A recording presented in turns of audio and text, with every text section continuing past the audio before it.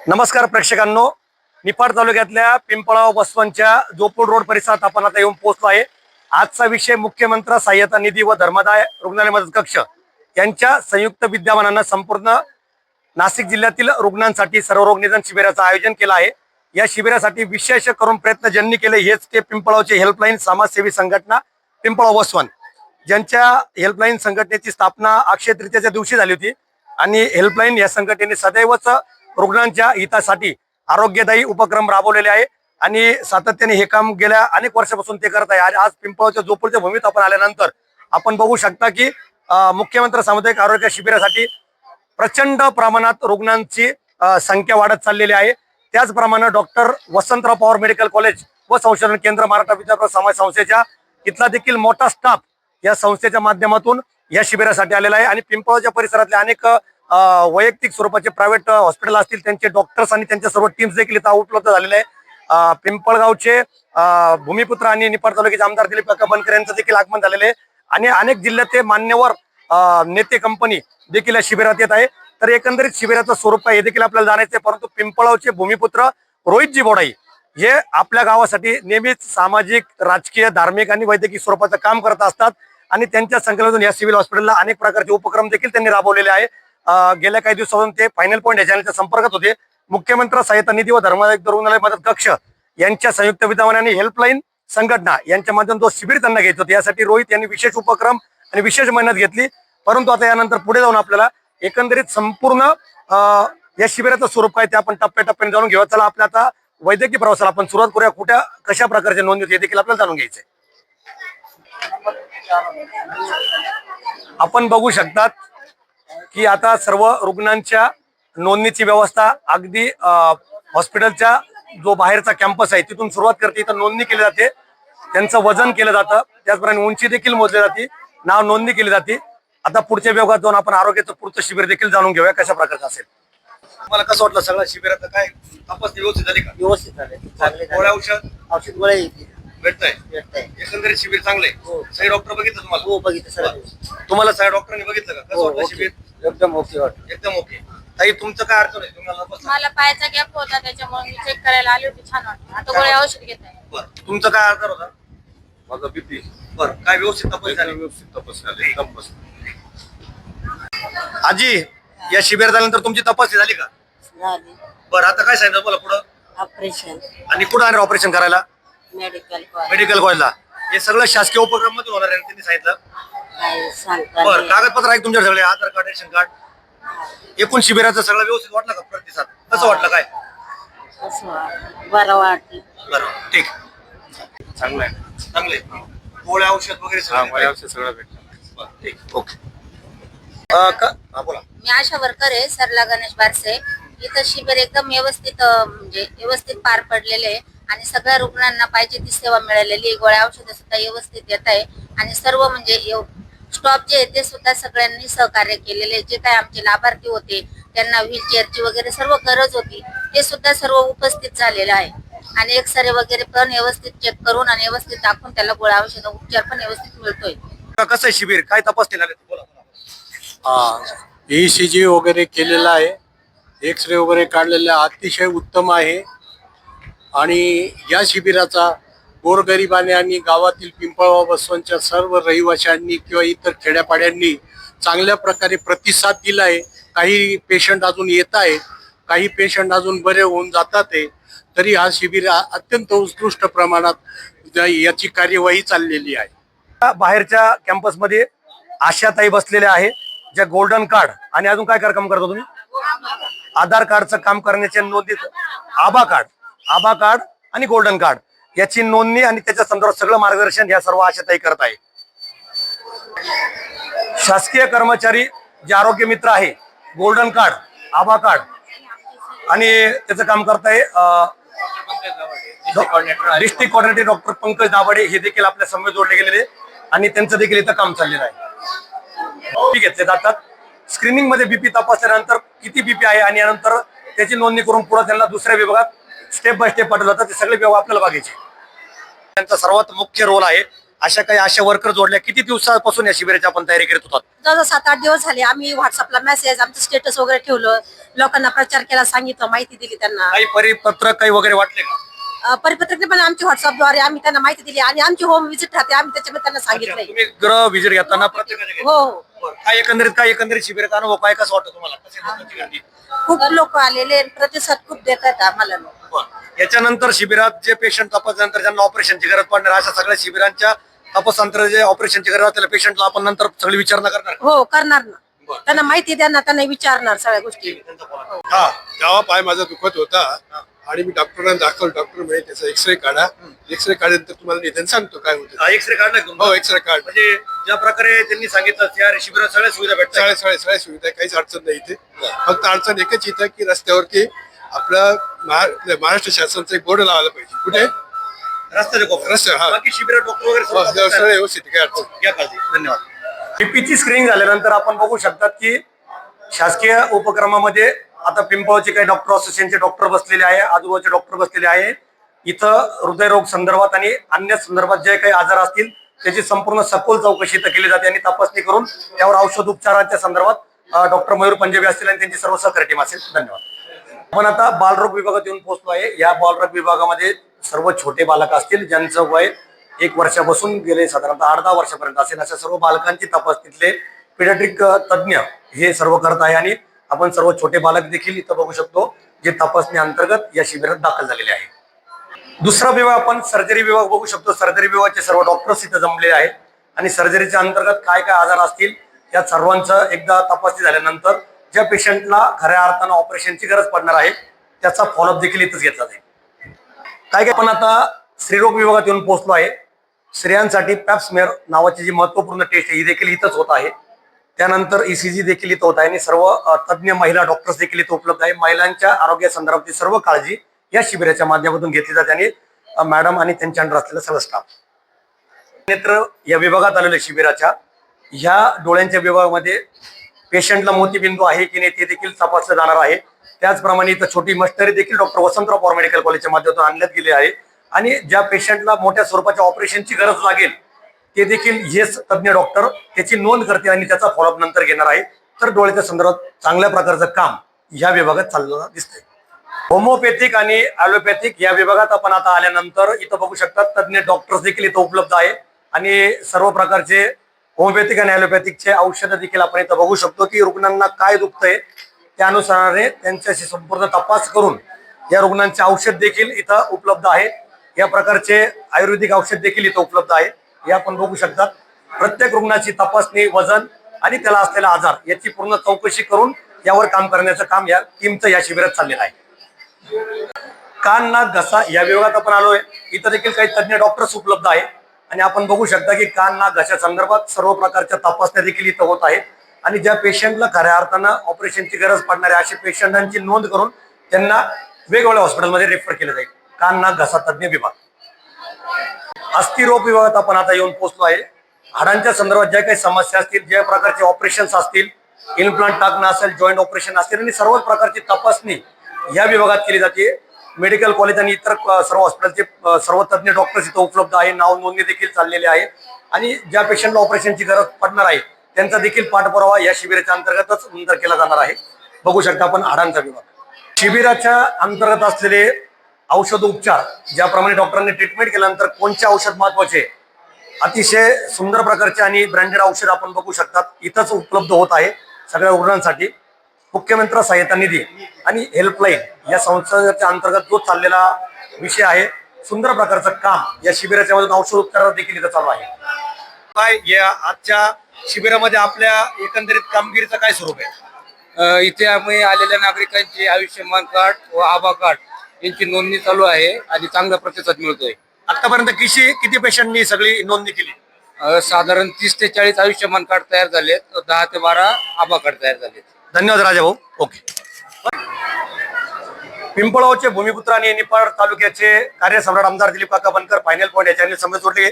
काकाजी, मुख्यमंत्री सामुदायिक जे शिबिर भरलेले हे शिबिर हेल्पलाईन आणि मुख्यमंत्री शिबिर यांच्या संयुक्त विद्यमाने भरवण्यात आलं, परंतु हे शिबिर भरवताना याचा मुख्य उद्देश काय आणि पुढे भविष्यात याचा काय फायदा होणार? नाही, पिंपळगावला खास करून आपण ग्रामीण रुग्णालय या ठिकाणी मंजूर करून घेतलं आणि घेत असताना मालेगाव नंतर नाशिकला त्या ठिकाणी मध्ये कुठे ग्रामीण रुग्णालय नव्हतं, तर हे ग्रामीण रुग्णालय मंजूर केलेले आणि मुख्यमंत्री सहायता निधी त्याच्या मुख्यमंत्र्यांच्या माध्यमातून या ठिकाणी बऱ्याच रुग्णांना त्या ठिकाणी मदत होती आणि मुख्यमंत्री सहायता निधी असेल किंवा धर्मादाय रुग्णालय मदत कक्ष आहे आणि आरोग्य सेवा सप्ताहाच्या माध्यमातून या ठिकाणी सुरू केलेले आहे. आज खूप पेशंट या ठिकाणी मोठ्या प्रमाणावर त्या ठिकाणी आलेत. सर्व डॉक्टरच्या टीम पण आमचे जेवढे शासकीय जिल्हा परिषदेचे डॉक्टर असतील, शासनाचे डॉक्टर असतील किंवा महात्मा फुले जन आरोग्य योजनेमधले असतील, मेडिकल कॉलेजचे डॉक्टर्स असतील, ते डॉक्टर सगळे या ठिकाणी आलेले आहेत. मोफत 100% त्यांचा त्या ठिकाणी उपचार त्या ठिकाणी झाला पाहिजे. ते रक्त तपासायचे असेल, कुठल्या ऑपरेशनचे असतील, ज्या ज्या हॉस्पिटलला त्या योजना आहेत त्याजवळ 1356,000 त्यामध्ये दिलेले आहेत. महात्मा फुले जन आरोग्य योजनेमध्ये 5 लाख रुपये एका कुटुंबाला त्या ठिकाणी मदत मिळते. काहींना त्याच्यात नसेल तर मुख्यमंत्री सहायता निधीच्या माध्यमातून 1 लाख 1.5 लाख रुपये त्या ठिकाणी मदत मिळत असते. शासनाची जी एक योजना आहे तर गरीबातल्या गरीब माणसाला त्या ठिकाणी मदत त्या ठिकाणी झाली पाहिजे आणि या पद्धतीने जे चांगलं काम त्या ठिकाणी केलं आमच्या पिंपळगावचे सर्व डॉक्टर्स टीम. तर काय नावाने घेतो आपण हेल्पलाईन ग्रुप, जो पहिल्यापासून गेल्या 10-15 वर्षापासून हेल्पलाईन ग्रुपच्या माध्यमातून त्या ठिकाणी काम करून त्यांनी पण चांगल्या प्रकारे या ठिकाणी मदत करतायत. सर्व डॉक्टर्स आलेले, मेडिकल आलेले, सर्व टीम या ठिकाणी आली. कायमस्वरूपी ह्या ग्रामीण रुग्णालयाच्या माध्यमातून आताच CS सरांशी बोलणं झालं, DHOशी बोलणं झालं. त्यांना सर्वांना सांगितलं काही स्टॉप या ठिकाणी कमी आहेत, स्टॉप सुद्धा सोमवारी त्या ठिकाणी येईल आणि निश्चितच या ग्रामीण रुग्णालयामध्ये या तालुक्याचं नाही, इथं दिंडोरी असेल, चांदोड असेल, निपाट तिन्ही तालुक्यातला जवळ असणार हे ग्रामीण रुग्णालय मोठ्या प्रमाणावर या ठिकाणी रुग्ण त्या ठिकाणी येतात. डोळे तपासणी पण त्या ठिकाणी चालू आहेत. त्यांना पण काही चष्मे लागणार असेल ते त्या ठिकाणी मिळतात. ऑपरेशनचं काम असेल, मोतीबिंदूचं काम असेल, कॅन्सरच्या संदर्भात काही स्त्रियांचे त्या ठिकाणी ऑपरेशन असेल, ते सुद्धा ऑपरेशन या माध्यमातून केले जातात. शासनाचा खूप चांगला उद्देश आहे का आपल्याला गोरगरीब जनतेला जास्त पैसे खर्च करावा लागू नये या दृष्टिकोनातून योजना आणलेली आहेत. निश्चित ह्या योजनेचा लाभ सर्वांनी त्या ठिकाणी घ्यावा हेच मी या निमित्ताने सांगू इच्छितो. एकंदरीत काकाचे आम्ही संपूर्ण आढावा घेतल्यानंतर सर्वच प्रकारचे तज्ञ वेगवेगळ्या हॉस्पिटलचे आलेले आणि 500हून अधिक आतापर्यंत रुग्ण आले. हेल्पलाईननी चांगली मदत घेतली. आता खरा विषय इथे येऊन थांबतो की तपासणी अंतर्गत जे पेशंट ऑपरेशनची गरज पडणार आहे अशा पेशंटचं भविष्यात आपण सगळा फॉलोअप घेणार की हेल्पलाईन आणि तुम्ही एक आमदार म्हणून की या पेशंटचं ऑपरेशन झालं नाही झालं त्यांना काय कमतरता पडते यावर आपलं कसं काम असेल? तपासणीच्या अंतर्गत ज्या ज्या रुग्णांना ऑपरेशन करावं लागणार आहे अशा प्रकारच्या सूचना मी शासकीय जे अधिकारी आहेत त्यांना त्या ठिकाणी दिलेल्या आहेत. ज्या ठिकाणी महात्मा फुले जन आरोग्य योजना आहेत त्या ठिकाणी ते ऑपरेट त्या ठिकाणी होऊ शकते. त्यांना कुठला 1 रुपया सुद्धा त्या ठिकाणी लागणार नाही आणि त्या पद्धतीने त्यांना आपण त्या ठिकाणी मदत होणार. डॉक्टरांची टीम इथं आजच्या शिबिरापुरती मर्यादित आहे, परंतु एकदा केल्यानंतर त्यांचा निश्चित पाठपुरावा करून आमचे जे संबंधित अधिकारी असतील, तालुक्याचे आरोग्य अधिकारी असतील, जिल्ह्याचे आरोग्य अधिकारी असतील, CS असतील, DHO असतील, यांना पण त्या ठिकाणी सांगितलं आणि ज्यांना पण कुठे गरज पडेल त्यांनी आम्हाला फोन जरी केला तर त्या प्रकारची आपण मदत त्यांना त्या ठिकाणी करू शकतो. माहितीच्या अंतर्गत फार मोठं हॉस्पिटल आपण देखील फार मेहनत घेतली. त्यात रोहित बोडाई असेल, आपले सर्वांचे एक नाव आहेत आणि त्यात तुम्ही फार आग्रह कमी काम केलं. आता परंतु काही लोकांनी आम्ही ज्यावेळेस इथं काय मिळत असतो अनेक मशिनरी कमी किंवा मनुष्यबळ कमी यासाठी आपण भविष्यात काही प्रयत्न करणार आहात का? नाही, मशिनरी ऑलरेडी आली, मनुष्यबळ कमी आहेत. ज्या मशिनरीच्या बाबतीत आपण सर्व पत्रव्यवहार या ठिकाणी केले. खरं तरी 2009ला डॉक्टर विमलताई मुंदडा त्या टायमाला आरोग्य मंत्री होता, त्यावेळेला आपण खास बाब म्हणून या ठिकाणी हे मंजूर करून घेतलं आणि हे मंजूर करून घेत असताना महाराष्ट्रामध्ये PSC त्या ठिकाणी ठेवून या ठिकाणी RH मंजूर केला. असं कधी दोन्ही गोष्टी घडत नाहीत. तरी सुद्धा आपण घेतल्यानंतर आणि ज्या वेळेला कोविड या टायमाला चालू होतं, कोविडच्या टायमाला या हॉस्पिटलचा खूप मोठा फायदा आपल्याला त्या ठिकाणी झाला. जवळजवळ 100 बेड आपण त्या ठिकाणी ऑक्सिजनचे या ठिकाणी तयार करून घेतले. शेजारी 75 बेडचं आपण भीमाशंकर कोविड हॉस्पिटल पण त्या ठिकाणी केलं. 300-350 बेड एकट्या निफाड तालुक्यामध्ये आपण कोविडला त्या ठिकाणी उपलब्ध करून दिले. नवे त्यांना जे ऑक्सिजन लागणार होतं तो ऑक्सिजन सुद्धा आपण उपलब्ध करून दिला. अशा प्रकारे ह्या तालुक्यातील जनतेचे जे जे प्रश्न असतील त्यांची या तालुक्याचा लोकप्रतिनिधी म्हणून सोडवण्याची नैतिक जबाबदारी त्या ठिकाणी माझी आहे. कुठली गरज त्या ठिकाणी पडली आणि अर्ध्या रात्री जरी आपल्याला फोन केला निश्चित त्या ठिकाणी आपण मदत करू. ही सुद्धा बाई आपल्या माध्यमातून आपल्या तालुक्यात सगळ्या लोकांच्या मनाचा प्रश्न आहे की थोडंसं अंतर आपल्याकडे वाढतंय. तर आपण एक आमदार म्हणून आपली संपूर्ण जबाबदारी आहेच आणि आपण कायम कर्तव्यनिष्ठ काम करता याबद्दल शंका नाही. अशी काही सुविधा आपण एखादी गाडी वगैरे करून द्यावा लोकांसाठी भविष्यात काही अशी सुविधा निर्माण करून देणार का? इथं प्रवासासाठी एखादी गाडी, काही चार्जिंग गाडी वगैरे अशा काही सुविधा निर्माण? आता इथं आपल्याकडे अँब्युलन्स पण नव्हती. अँब्युलन्स पण नवीन अँब्युलन्स त्या ठिकाणी आलेली. PSC ला पण त्या ठिकाणी अँब्युलन्स आहे. 2 किलोमीटर अंतर आहे. एका लोकांना माहिती झालं कुठे जायचं असलं गावामध्ये तिथे गाड्या पण लावता येत नाही. आणि इकडे येणारा जो पिंपळगावचा उर्वरित भाग आहे तो ह्या बाजूला खूप मोठा आहे. त्या पद्धतीने आपण तशा सूचना शासनाला दिलेल्या आहेत. जी गरज त्यांना लागणार असेल त्यांनी आमच्याकडे जर कागदपत्र सादर केली तर आपण शासनाकडे त्या ठिकाणी सादर करू. आणि हे तालुक्यातील सर्व नागरिकांना एक आयुष्यमान कार्ड सुद्धा, जे आभा कार्ड आपण म्हणतो, ते पण घेतलेले त्याची पण नोंदणी चालू आहेत. काही एक तर महात्मा फुले जन आरोग्य योजना असते किंवा आयुष्यमान भारत कार्ड, त्याच्यामध्ये ते असं कोणतरी एक फायदा त्या ठिकाणी होतो. पण हे कार्ड त्यांच्या दृष्टीने भविष्या दृष्टीने अतिशय महत्वाचं आहे आणि ते जास्तीत जास्त नागरिकांनी त्याचा फायदा घ्यावा हे सुद्धा या निमित्ताने मी सांगू इच्छितो. निफाड तालुक्याचे कार्यसम्राट आमदार हे कृषी उत्पन्न समितीचे सभापती देखील आहे. बाजार समिती देखील जवळ आहे आणि काकाजींनी हे हॉस्पिटल आणण्यासाठी विशेष मेहनत घेतली, वेळोवेळी फॉलोअप घेतला. इथे साक्षीदार सर्व आपण जनता आहात. त्याचप्रमाणे कोविडच्या काळामध्ये इथंच काकाजींनी पूर्ण मेहनत घेतली. भीमाशंकर शाळेमध्ये देखील त्यांनी पेशंटची सगळी सुविधा उपलब्ध केली आणि काकाचा आता वेळोवेळी या संपूर्ण हॉस्पिटलकडे लक्ष असणारे महायुतीचे एक जबाबदार उमेदवार आणि आमदार ते देखील आहेत आणि त्यांनी या गोष्टीचा फॉलोअप घेतल्यामुळे निश्चित भविष्यात सिव्हिल हॉस्पिटलला खूप चांगले दिवस येणार यात मात्र शंका नसेल. त्यांच्या जोडीला हेल्पलाईन देखील खूप चांगलं काम करत आहे. काकाजी आपण आपला बहुमूल्य वेळ दिला आणि आरोग्यासाठी जी आपण जो उपक्रम केला त्याबद्दल आपले मनस्वी आभार. थँक्यू, धन्यवाद. हेल्पलाईन संस्थेचे अध्यक्ष, उपाध्यक्ष आणि सर्व सहकारी आणि त्यांचे सर्वच मित्र परिवार जमा झालेले. आपल्या समेत डॉक्टर सुराणा पिंपळावचे एक नामवंत डॉक्टर जोडले गेले. सर, हेल्पलाईन या संस्थेचा या शिबिर घेण्याचा मागचा उद्देश काय आणि कशासाठी घेता आपण? मुळात हेल्पलाईन ही संस्था गरजू लोकांना मदत मिळावी ह्या हेतूनच 1998 साली सुरू झाली आणि आज या संस्थेला नाही म्हणता 27 वर्ष चालू, 27हून 28 चालू झालेलं आहे.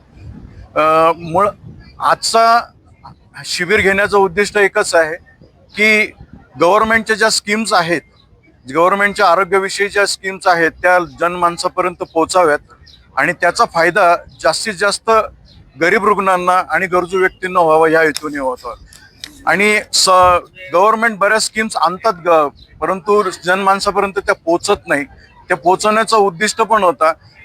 गव्हर्नमेंटच्या काही लोकांनी आमच्याकडे अप्रोच केला ह्या विषयामध्ये आणि एक तुम्ही पण आमच्या जोडीनं काम करा, आमच्या बरोबरीने या, अशी आम्हाला एक विनंती झाली होती. त्याच्यानुसार आज आम्ही त्यांच्या विनंतीला मान देऊन आमच्या सगळ्या संस्थेनी आज हा शिबिर आयोजित करण्यामध्ये भाग घेतलेला आहे. मुळात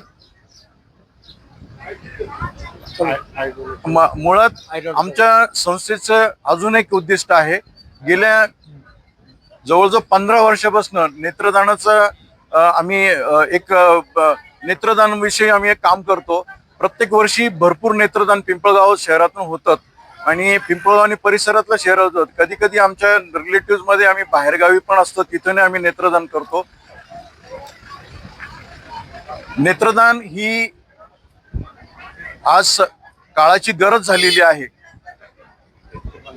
साधारणतः आजपर्यंत 150 पर्यंत आज नेत्रदान पिंपळगावातून झालेले आहे आणि हे काम आम्ही अजून असंही पुढे नेत आहोत. अजून आमच्या संस्थेचे ऑर्थोपेडिक इन्स्ट्रुमेंट, बऱ्याच वेळा ऍक्सिडेंट होतात, प्रत्येकाला एक एक वस्तू घरामध्ये आणणं सोपं नसतं. कोणाला वॉकर लागतंय, कोणाला बेड लागतं, कोणाला क्रचेस लागतात, व्हीलचेअर्स लागतात. तर या गोष्टी एकदा आणल्या परत घरात अडगळीला पडतात, परंतु त्या गरजेपुरत्या वापराव्या आणि परत आमच्याकडे आणून दिल्या जातात. आम्ही मुख्यमंत्री सामुदायिक शिबिराच्या अंतर्गत हेल्पलाईन या संस्थेचे 28 वर्ष आज पूर्ण होत आहे. या समवेत हेल्पलाईनचे सर्वच मान्य पदाधिकारी असतील, उमेश शेठ जैन असतील, त्याचप्रमाणे अध्यक्ष, उपाध्यक्ष आणि अल्पेश काकापासून सर्वच त्यांचे मान्यवर असतील. समाजाच्या प्रती आपला देणं लागतो आणि अनुषंगाने ही हेल्पलाईन सदैव काम करत असते. मग काम सामाजिक असेल, धार्मिक असेल, शैक्षणिक असेल आणि वैद्यकीय असेल. आज रोहित बोडाई एक सहकार्याला बरोबर घेऊन त्यांनी तालुक्याचे आमदार असतील, वेगवेगळे नेते असतील, संदीपजी सुराणा देखील असतील, हे देखील फॉलोअप घेत असतात सर्व कार्यक्रमांचा.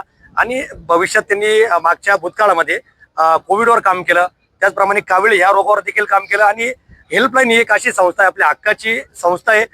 जाती धर्माचा भेदभाव नंतर 18 पगड जाती एकत्र काम करतात ते आणि प्रत्येकासाठी मुख्यमंत्री सहायता निधी असेल, वेगळा निधी आणण्याचं काम ह्या पिंपळावचे यशस्वी उद्योजक असतील, प्रगतशील शेतकरी असतील, डॉक्टर्स असतील, हे सर्व एका छताखाली येऊन जे हेल्पलाईन संस्थेला फार मोठं करतात. एक छोटंसं लावलेलं रोप आता वटवृक्षात त्याचं रूपांतर झालेलं आहे. आणि हेल्पलाईन ह्या संस्थेचा महाराष्ट्रातील सर्व संस्थेने एक आदर्श घ्यावा या प्रकारचं काम आहे.